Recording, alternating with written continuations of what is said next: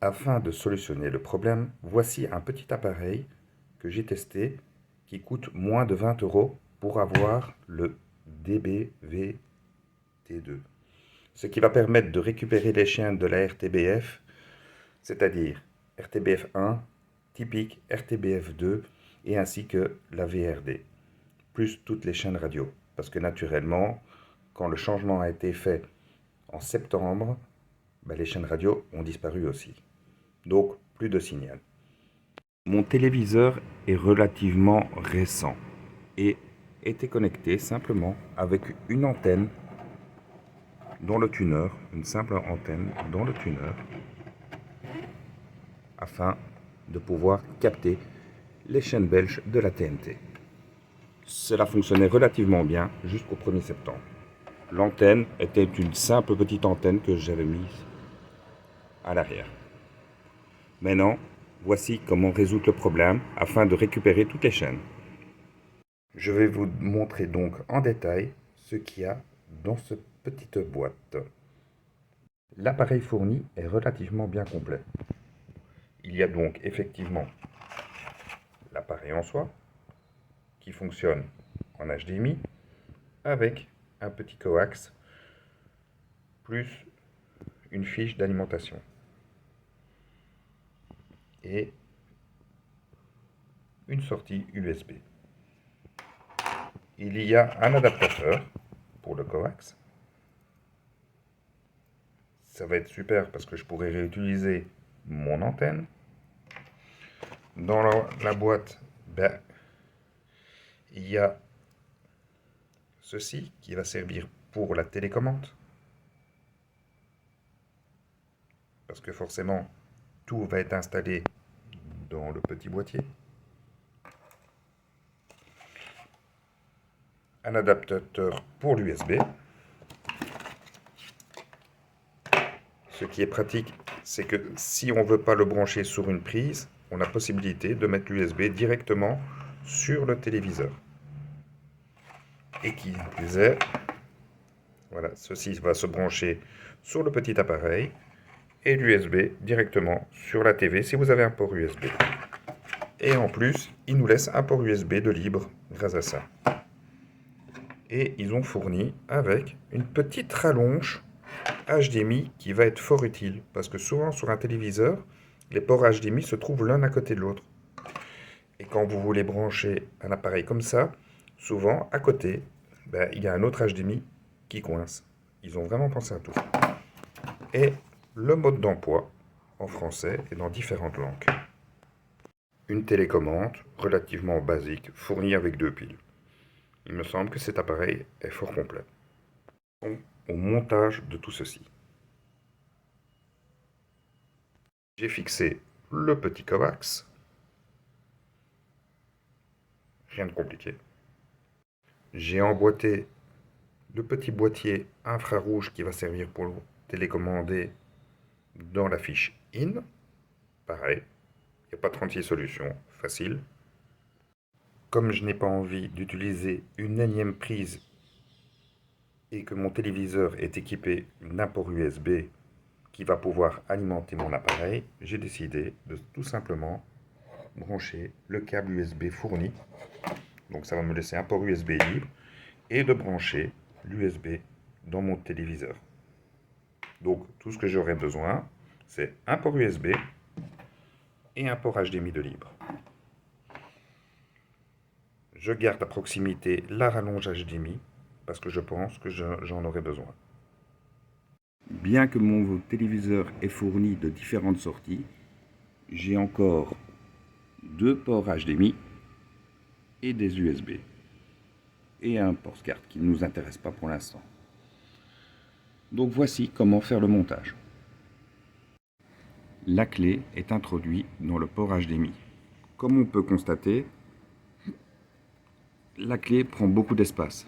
Donc j'ai un des ports que je ne vais pas savoir utiliser et je veux brancher mon deuxième port HDMI, je n'y arrive pas. Je vais donc devoir utiliser la rallonge. Parce que ce deuxième HDMI qui sert pour mon DVD, je ne sais pas le brancher. Donc effectivement, c'est intelligent de leur part ils ont mis cette rallonge HDMI. Grâce à la petite rallonge HDMI, j'ai pu brancher mes deux câbles. Terminons le montage. J'ai donc branché la clé dans la rallonge et mis l'USB dans le port en dessous qui est relié ici. Comme expliqué plus tôt, c'était une simple petite antenne que j'utilisais avec un coax pour capter mes chaînes. Logiquement, il n'y a pas besoin d'en acheter une autre, ça devrait fonctionner. J'ai donc branché mon antenne dans la partie coax. Maintenant, regardons si tout fonctionne. N'ayant aucun signal, je vais devoir réinitialiser mon appareil qui se trouve ici. Donc, ce que je vais faire, je vais changer, je vais mettre en HDMI 2 et on arrive directement dans le menu qui propose les langues. Je prends la télécommande qui a été fournie et on va déjà faire un essai, mettre en français et je vois qu'il lance une recherche de chaîne. Cela va relativement vite apparemment. Maintenant, il faudra voir sur quel pays il est réglé. Parce que là, il me semble que tout est préconfiguré d'office, mais je pense qu'il faudra d'abord se mettre sur Belgique. Laissons terminer son scan pour voir si j'ai raison. Ah, il m'a trouvé des chaînes. VTM, Play 4, VTM, Play 5, VTM 3. Apparemment, des chaînes sont émises en DVB-T, mais elles seront sûrement cryptées. Parce que ce ne sont pas des chaînes nationales qui peuvent être lues de manière gratuite.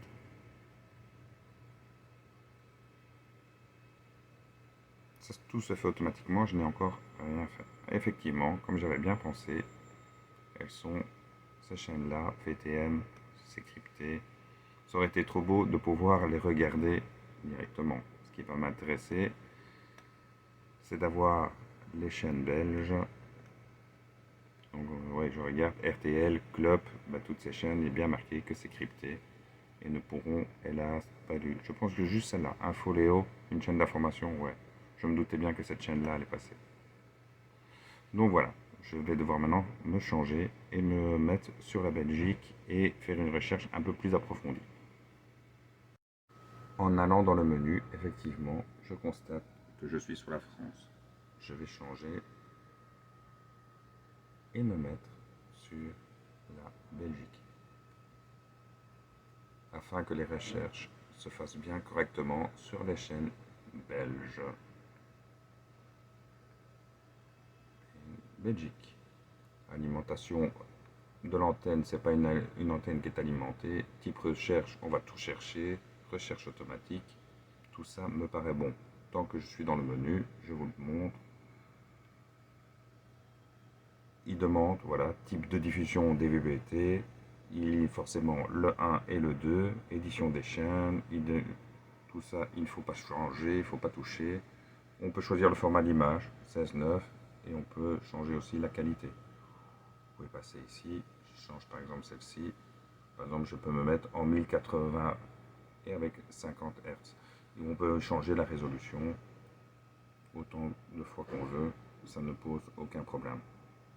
Et forcément, le format, c'est du Palm. Ok, je regarde aussi tout le reste. Décalage horaire, il me donne un fuseau horaire, il me donne déjà la date, l'heure à laquelle Dayaway a fait la vidéo. Il y a une veille automatique, heure d'hiver, automatique, allumage, extinction. Et je vois que, par contre, je vais désactiver l'audio description, j'aime pas trop. Je suis pas fan qu'on m'explique ce que je regarde, donc je vais le désactiver. Tac, tac, tac, tac, tac, hop, arrêt. Voilà, langue audio, moi je veux du français. Voilà, pas de sous-titres, langue du menu, tout ça c'est bon. Hop, on revient en arrière. Et ça, j'imagine que c'est contrôle parental, définir un mot de passe, machin, tchic, tchac. Ok, ben nous voilà. On va repartir ici pour refaire une recherche automatique.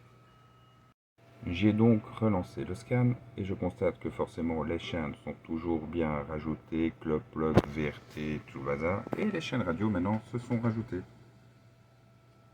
Une fois que ça sera terminé, ça devrait fonctionner. On attend encore un petit peu, il a presque fini.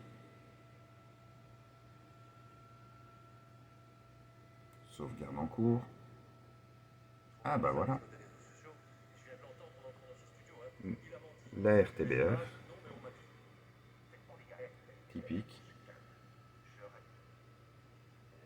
La 3. DRF. Et après nous arrivons sur les chaînes qui sont flétées. Voilà. J'ai enfin récupéré mes chaînes. Je peux regarder mes émissions.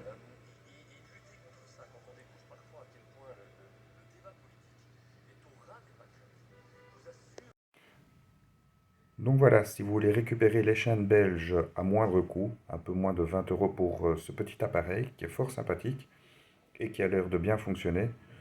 Pas compliqué à installer, j'ai même pas dû utiliser le mode d'emploi, tout s'est fait quasi tout en automatique.